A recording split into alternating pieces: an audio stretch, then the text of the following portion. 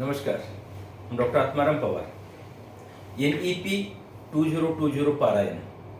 It is the second presentation on the current higher education. So, I'm representing the Bharatiya Vidyapeeth, Pune College of Pharmacy. So, the present structure of higher education. What is it? So, it is more important that is silos, partition और डिवाइडेशन. यहाँ देखो art और commerce अलग अलग है, science अलग है, pharmacy अलग है, इंजीनियरिंग अलग है. अरे वो छोड़ो कि मैं फार्मेसी का प्रेजेंट करता हूँ, फार्मेसी भी बी फार्म अलग, फार्मडी अलग, डी फार्म अलग, और उसके आगे भी जाएंगे हम तो डिपार्टमेंट वाइज सुटिक्स अलग, केमिस्ट्री अलग, कोलॉजी अलग. So we are having the partitions. So partitions are not only for administrative purpose, but these partitions are partitions for knowledge, for gain and for the skill development. So therefore we are having a system of partitions where we divided our knowledge component in a different disciplines. Therefore what is happening? The first, the silos based fragmentation of education system is leading to single specialty or expertise. I am a BCom person. So I will work only in the bank. I know the accounts. But if I have a knowledge of some software, definitely I can develop good software also. Though it is a BPharm or BCom, if I have some additional knowledge, suppose AI का है, big data का है, कुछ भी है, या simple सा ले लो, एकदम हाई फंडा मत जाओ. मैं केमिस्ट्री का हूँ, फार्मास्यूटिकल केमिस्ट्री जिसको बोलते हैं, मेडिसिनल केमिस्ट्री जिसको बोलते हैं, मुझे ऑर्गेनिक केमिस्ट्री का नॉलेज है तो उसका फायदा होगा. तो ये भी हमने साइंस को, organic science, organic chemistry, MSc को सेपरेट किया फार्मेसी से, तो वो दोनों एक साथ जाने चाहिए कि नहीं. तो ये बात है साइलोज और फ्रेगमेंटेशन सब की बात हो गई कि हमारी एक में स्पेशलिटी होती है मगर हम ऑलराउंडर नहीं बनते. लैक ऑफ मल्टीडिसिप्लिनरी अप्रोच, यही बोलना है. मल्टीडिसिप्लिनरी नहीं हम तो लैक ऑफ कॉम्पिटेंसी, कि मुझे और भी दो बातें करनी है, तुझे मुझे दूसरा एक्सपर्ट लगता है, तीसरा एक्सपर्ट लगता है. जैसे कि हॉस्पिटल में एक ऑपरेशन करने के लिए 3-4 लोग एक्सपर्ट लगते हैं. डेफिनेटली एक्सपर्ट है तो अच्छा काम होगा, मगर मुझे थोड़ा सा नॉलेज दूसरा होता है कि मेरा नॉलेज जो मेन कंपोनेंट का है वो मेरा 60% रहेगा, तो 40% तो दूसरा जो मुझे रिलेटेड है वो नॉलेज आ जाएगा. तो मेरी कितनी ग्रोथ होगी. हम बाइसिकल से आते हैं, कार से आते हैं. यही बाइसिकल का जो है, साइकिल का पंक्चर मैं खुद निकाल सकता हूं तो कितना फायदा होगा. मैं जा रहा हूं टूर पे और कार का मेरा व्हील पंक्चर होता है, वो मैं निकाल सकता हूं तो कितना फायदा होगा. थोड़ा सा तो नॉलेज चाहिए. यही बात है कि सिंपल बात मल्टीडिसिप्लिनरी की. Limited autonomy to the teachers and learner. हमारा क्या हो गया कि एक यूनिवर्सिटी सिलेबस बना थी, ठीक है, यूनिवर्सिटी बनाती है तो वो एरिया में है वैसा सिलेबस बनाती रहेगी. कई बार अपेक्स बॉडी खुद सिलेबस बनाती है और बोलती है कि इंडिया में एक ही सिलेबस लगा दो. अच्छा, इसका मतलब ऐसा होता है कि सब जो भी डिसीजन मेकर है, सब जो टैलेंट है वो अपेक्स बॉडी में बैठा है और यूनिवर्सिटी लेवल में कुछ नहीं होता. यूनिवर्सिटी की नीड अलग है, यूनिवर्सिटी की रीजनल नीड अलग है. कि जैसा मैं बोलता हूँ केरला में मेरा फार्मेसी कॉलेज है, केरला में मेरा मेडिकल कॉलेज है. आज लोग उधर जाके हर्बल ट्रीटमेंट लेते हैं, आयुर्वेदिक ट्रीटमेंट लेते हैं, मसाज लेते हैं. फार्मेसी का ही स्टूडेंट है, उसको केमिस्ट्री कम, सुटिक्स कम, और मैंने उसको आयुष मेडिसिन बता दिया. हर एक बात जो भी लगती है, मसाज से लेके थेरेपी से लेके, तो थोड़ा मेरा कोग्निटिव पार्ट जो बोलते हैं, हर्बल ड्रग का जो पार्ट बोलते हैं, आयुष का जो पार्ट बोलते हैं, वो थोड़ा ज्यादा रहेगा. तो क्या प्रॉब्लम है, वो डेवलप होगा. हैदराबाद में है तो बल्क ड्रग मैन्युफैक्चरिंग करेगा, बद्दी में तो फॉर्मुलेशन करेगा, मैन्युफैक्चरिंग में जाएगा. ऐसा मुझे समझ के आगे गया. तो यूनिवर्सिटी को फ्रीडम हमने दिया ऑटोनॉमी की. या कई यूनिवर्सिटी के पास अच्छा इंफ्रास्ट्रक्चर है, एक छोटा कॉलेज और एक बड़ा कॉलेज फर्क है. अभी क्या हो रहा है, जो एवरेज सिलेबस हम पढ़ाते हैं तो इधर पॉइंट है कि ऑटोनॉमी दे दो तो वो खुद कॉलेज खुद का सिलेबस डिजाइन करेगा ना. उस पर आप गाइडलाइन दे दो कि भाई ये पढ़ना चाहिए, वो नहीं पढ़ना चाहिए. तो यहाँ हमें जाना चाहिए. और ऑटोनॉमी सिर्फ टीचर को ही नहीं, यूनिवर्सिटी को नहीं, अभी ऑटोनॉमी स्टूडेंट को भी चाहिए कि मैं क्या पढ़ा सकता हूँ, मुझे क्या लर्न करना है। ये दोनों भी बातें चलती है। टीचर बोलेगा कि मैं क्या पढ़ा सकता हूँ, मेरे पास क्या फैसिलिटी है, और स्टूडेंट बोलेगा मुझे क्या पढ़ना है। तो ये हम करेंगे। Compulsion to pass all the subjects, जैसा एग्जांपल ले लो इंजीनियरिंग का, बहुत सारे सब्जेक्ट है, मगर समझो एक स्टूडेंट सिर्फ एक मैथ्स में फेल होता है, या हमारे यहाँ फाइनल ईयर तक फार्मेसी में सब पढ़ता है और एक मेडिसिनल केमिस्ट्री वाला जो सब्जेक्ट है वो बच्चे को स्ट्रक्चर ही नहीं आता। तो इतने बड़े स्ट्रक्चर वो रट्टा मारता है, बॉन्ड लगाता है, मगर बहुत बार ऐसा होता है कार्बन को 5-5 बॉन्ड लगा रहा है, कहा एनएच ग्रुप लगाना, कहा ओएच ग्रुप, मिस होता है और फेल होता है। तो वो 29 सब्जेक्ट पास हो गया, मगर एक मेडिसिनल केमिस्ट्री फेल है, तो हम आज बोलते हैं तो बीफार्म फेल है। ऐसा कैसा चलेगा भाई? 29 तो मैं पास हो गया, मुझे अल्टरनेटिव दे दो ना, उसको थोड़ा माइल्ड करो। या मेरा एरिया नहीं, मुझे मेडिसिनल केमिस्ट्री जमता ही नहीं, मुझे मैथ जमता ही नहीं है, मुझे अकाउंट जमता नहीं, मगर जो मुझे जमता है, जो मेरी पैशन है, जो मेरा इंटरेस्ट है, जो मेरी सिंप्लिसिटी है, उसके ऊपर मुझे जाने दो। तो ये बात है कि आज अनसक्सेसफुल लेवल क्यों रहता है, क्योंकि एक सब्जेक्ट में पास हो गया, वो नहीं चलेगा। Skill component decide the job. आज मैंने बीकॉम किया तो मुझे सब ऑडिट वाला पार्ट आता है, सब मुझे हिसाब किताब लिखना आता है, हाँ, तो मुझे बैंक में जॉब चाहिए या मुझे ऑफिस में जॉब चाहिए, मैं सैलरी करूंगा, मैं सब एक्सपेंडिचर लिखूंगा। मगर आप मल्टीडिसिप्लिनरी है, आप और भी ज्यादा पढ़ेंगे तो आप जॉब क्रिएट कर सकते हैं। मैं बीकॉम ही था, मगर मेरे सॉफ्टवेयर का नॉलेज है, तो मैं सॉफ्टवेयर की कंपनी, सॉफ्टवेयर सब बना सकता हूँ। I can create jobs. तो अभी की सिस्टम है कि we are learning something and for particular job, वो डिसाइड करता है। और नई सिस्टम हमें क्या चाहिए कि मैं पढ़ के एक नया जॉब क्रिएट करूं। और आज के जमाने में बहुत नई जॉब है। एक फार्मेसी का एग्जांपल देता हूं। एक 5 डिकेड्स पहले क्या था, 1990 में वगैरह कि 3 ही जॉब, उसके पहले 3 ही जॉब थे। एक प्रोडक्शन वाला था, एक मार्केटिंग वाला था, और एक समझो कि एफडीए वाला था। ये 3 ही जॉब थे। उसमें एक ज्यादा QA/QC वाला था। मगर आज देखेंगे फार्मेसी के लोग तो सॉफ्टवेयर से लेके मेडिकल पॉलिसी तक, मेडिकल राइटिंग से लेके फार्माकोविजिलेंस तक कहाँ का काम करते हैं। ये भी स्लाइड आपको पास आ जाएगी कि 30 के ऊपर जॉब है हमारे पास। टेक्नोलॉजी है, प्रैक्टिस है, ई फार्मेसी है, ये सब है। ये क्यों हो गया? क्योंकि I have a freedom to learn more and more subjects. ये हमें चाहिए। No research component in the UG. तो आपको रिसर्च करना है तो पीजी में जाओ। क्यों भाई? मुझे फ्लेवर तो दे दो रिसर्च का यूजी में, तो मैं डिसाइड करूं ना पीजी में जाना नहीं जाना। ऐसा नहीं कि यूजी के 4 साल हो गए, अभी जॉब नहीं तो पीजी करे, नहीं यहाँ एडमिशन मिला पीजी का तो पीजी करे, ऐसा नहीं चलता। तो उसको इंटरेस्ट दे दो, उसको फ्रीडम दे दो, उसको प्लेटफॉर्म दे दो, उसको अपॉर्चुनिटी दे दो। ये होगा तो डेफिनेटली इनोवेशंस होगी, कुछ तो रिसर्च माइंड बनेगा। At undergraduate level also they will think and they will gain more in the PG level. Only educated and qualified. मैं M.Pharm PhD हूँ, मैं B.Com हूँ, मैं BA हूँ, इसके आगे हमें जाना चाहिए कि I am developed as a teacher, I am developed as engineer. ये होके वो कब होगा? If we are multidisciplinary, giving the knowledge and promoting the education as per the needs.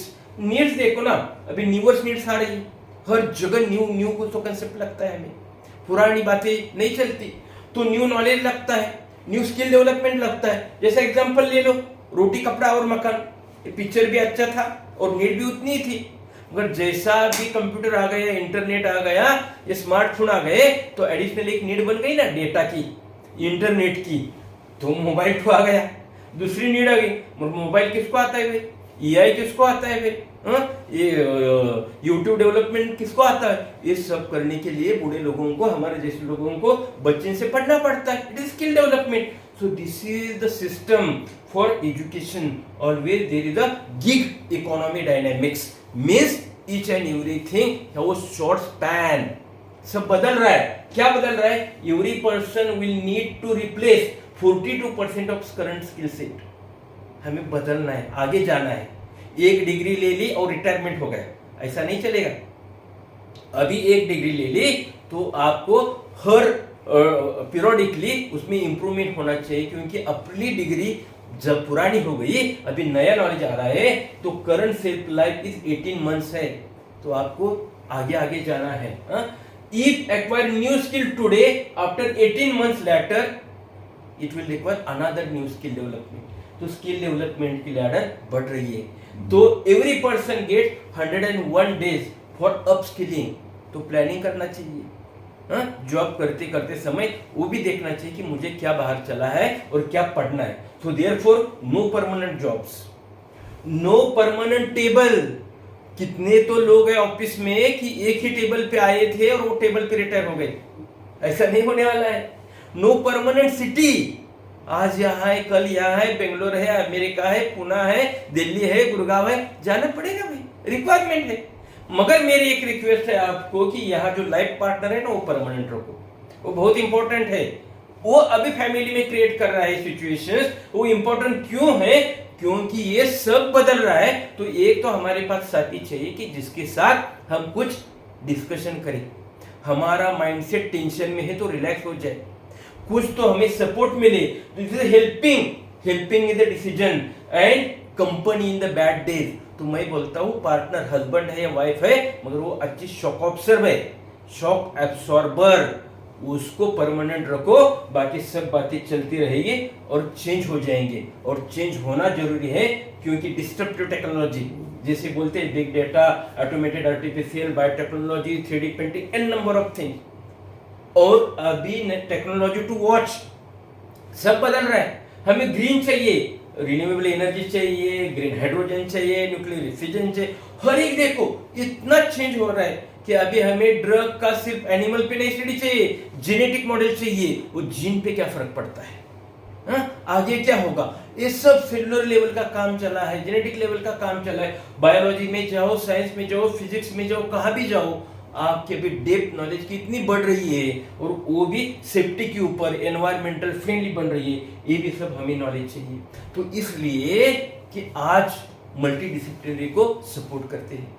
तो ये एग्जांपल पहली स्लाइड मैंने चेंज करके यहाँ लाई है कि कई हमारे फार्मासिस्ट को एपीआई बल्क ड्रग बनाना है, पैरासिटामोल की पाउडर बनानी है, तो उसको केमिस्ट्री में सब पढ़ा है, वो फार्मास्यूटिकल केमिस्ट्री को, उसको स्ट्रक्चर आता है, सिंथेसिस आता है।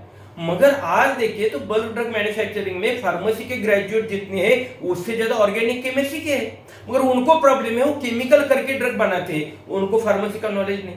तो समझो जिसने फार्मास्यूटिकल केमिस्ट्री किया, उसको बल्क ड्रग बनाना है, उसको थोड़ा एमएससी ऑर्गेनिक का नॉलेज हम दे, तो वो कितना बड़ा ड्रग सिंथेसाइजर होगा, सिंथेसिस करेगा। उसको थोड़ा हम इंजीनियरिंग में बोलेंगे तो प्लांट डिजाइन का सुपरफिशियल नॉलेज ले, तो तुझे मशीन कैसी बनानी है, स्टर कितना, टेम्परेचर कितना, ह्यूमिडिटी कितना, हर एक बात का नॉलेज आएगा। तो ये हमें पता चलेगा कि मुझे सिर्फ एपीआई एक्सिपिएंट बनाना है, केमिकल बनाना है, तो मुझे केमिस्ट्री भी आनी चाहिए, ड्रग डिजाइन भी आना चाहिए। इतना ही नहीं कि प्लांट में जो भी फाइटोकॉन्स्टिट्यूएंट रहते हैं, हर एक प्लांट में रहते हैं, है ना, वो फाइटोकॉन्स्टिट्यूएंट का मॉडिफिकेशन करते हैं। तो मुझे रस द्रव्यात मालूम चाहिए, वो कहां से आ गया, आयुर्वेदिक से आ गया, यूनानी से आ गया। ये सब करके मुझे पैशन भी है ना, मुझे सब म्यूजिक सुनना है, डांस करना है। तो आपके कैंपस में म्यूजिक भी स्कूल रहेगा, तो इवनिंग के टाइम आप उधर भी जा सकते। तो कलेक्टिवली मैंने क्या आपने बताया कि इंजीनियरिंग चाहिए, टॉक्सिसिटी चाहिए, फार्मेसी चाहिए, ऑर्गेनिक केमिस्ट्री चाहिए, रस द्रव्य चाहिए। तो ऐसा करेंगे तो हमारा फोकस भी होगा, और हमारा थोड़ा सा जो भी मुझे सपोर्टिंग लगता है वो भी होगा। तो एक टाइप का एजुकेशन देने के यूनिवर्सिटी का भी स्ट्रक्चर बदलना है।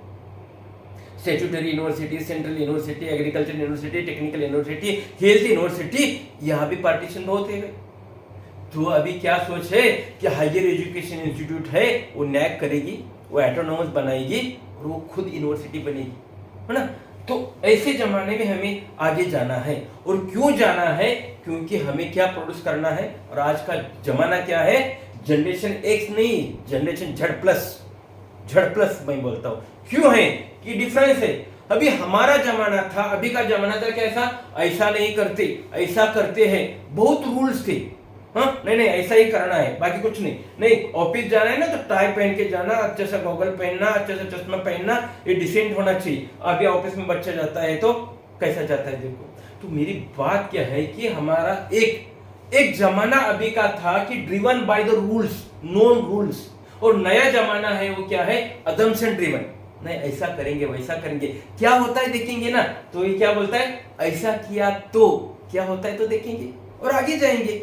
मगर हम बोले नहीं नहीं नहीं ऐसा करना ही नहीं भाई, किसी ने नहीं किया, ये बदल है, ये चेंज है, उसको हमें एक्सेप्ट करना है।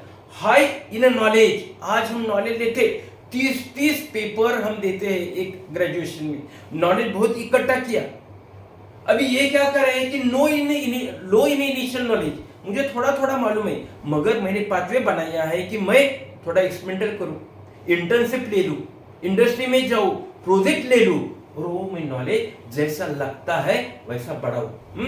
तो फैक्ट्स एंड डेटा ड्रिवन था हमारा, हर एक बात फैक्ट पे चलती थी, ऐसा है, ऐसा करना है, वैसा करना है। अभी है ज्यादा से ज्यादा ड्रिवन फॉर क्लैरिटी, क्लैरिटी के लिए काम करना है, इजीनेस के लिए काम करना है। ये एनईपी भी सिंपल बातों में बताना चाहिए। तो बहुत लगता है एनईपी क्या है, कुछ नहीं, एनईपी सिंपल सिंपल समझेगा कि हमारी क्लैरिटी ट्रांसपेरेंसी है। तो ये नए जमाना काम करता है क्लैरिटी के लिए, ट्रांसपेरेंसी के लिए, देखता है कि मैं ऐसा करूं तो क्या होगा, वैसा करूं तो क्या होगा, एक्सपेरिमेंटल लर्निंग करता है, आगे जाता है। तो हमारा जमाना था कि एनालिटिकल ऑब्जर्व, ये क्या करता है, ये हमारा प्रिंसिपल क्या करता है, ये प्रोफेसर क्या करता है, ये मैनेजर क्या करता है, वैसा ही करने का नहीं भाई, थोड़ा डेविएशन है। अभी डेविएशन है इमेजिनेटिव एंड क्रिएटिव। थोड़ा मुझे इजी क्या होता है, मुझे क्या पसंद है, सोसाइटी क्या, वो सब करके जाएगा। वो नए जमाना है, वो नया जमाने को हमें पढ़ाना है। तो इंडिया में सबसे ज्यादा यंगस्टर है, शेड्यूल Z+ वाले हैं, Z+ हमें डेवलप करने हैं। तो change in the education system लेना चाहिए। तो वो क्या होगा, यूनिटी एंड इंटीग्रिटी बढ़ेगी। आज हमारा उधर भी पार्टीशन होता है, जात धर्म पे पार्टीशन हो रहा है, प्योरिटी पे पार्टीशन हो रहा है, रिचनेस पर हो रहा है, ये सब निकल जाएगा कि सब एजुकेटेड बनेगी, मल्टीडिसिप्लिनरी बनेंगे, स्किलफुल बनेंगे, तो जॉब हाथ में आ जाएगा, इंटीग्रिटी बनेगी, क्रिएटिव थिंकिंग बनेगा, प्रॉब्लम सॉल्विंग होगा, वोकेशनल स्किल हमें लेने हैं और भी एडिशनल स्किल लेने हैं, सिर्फ बुकिश से नहीं होगा। तो जॉब क्रिएटर बनने चाहिए, हमारे इंडियन लोग जॉब क्रिएटर बनने चाहिए। तो ये सब होगा इनोवेशन से, और फिर इंडिया बनेगी स्किल कंट्री। अभी है क्वालिफाइड कंट्री, ज़्यादा से ज़्यादा एजुकेटेड वाले लोग, ज़्यादा पॉपुलेशन वाले लोग, तो ज़्यादा इनोवेटिव लोग होने चाहिए। तो आज हमारे लोग इनोवेटिव होने के लिए बाहर की कंट्री में जाते हैं, क्यों भाई, हमारे यहाँ क्यों नहीं, हमें प्लेटफॉर्म खड़ा करना है। इसलिए मैं ये लेके आया हूँ, यूट्यूब चैनल है मेरा SM फार्मासिस्ट। आपके पास भी कुछ सुझाव है तो वही लिखना वीडियो के नीचे, कि सबको पता चलेगा कि क्या सुझाव होने चाहिए। So this is for my understanding and your suggestions. I am waiting for your suggestion, not only the case. If we have the small video of 5 minutes seen on my Gmail dratmaram@gmail.com, वो भी इधर लगाएंगे। मेरा मकसद इतना ही है कि NEP simple भाषा में, सिंपल लैंग्वेज में हर एक को समझना चाहिए। धन्यवाद, थैंक यू।